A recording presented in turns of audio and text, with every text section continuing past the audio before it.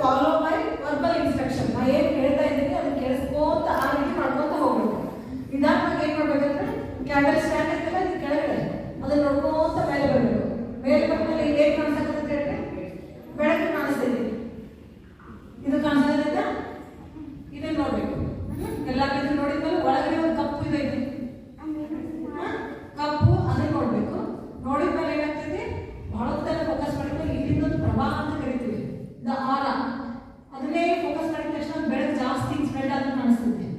ಕಾಣಿಸಕತ್ತೈತಿ focus ಮಾಡಿ ನೋಡಿದಾಗ ಕಾಣಿಸ್ತೈತಿ. ಅದನ್ನ ನೋಡಿದ್ಮೇಲೆ ಕಣ್ಣು ಮುಚ್ಚಕ್ಕೆ ಹೇಳ್ತೀನಿ ನಾನು. ಕಣ್ಣು ಮುಚ್ಚಿದ ತಕ್ಷಣ ಏನ್ ಮಾಡ್ಬೇಕಂದ್ರೆ once again you have to recall the whole candle.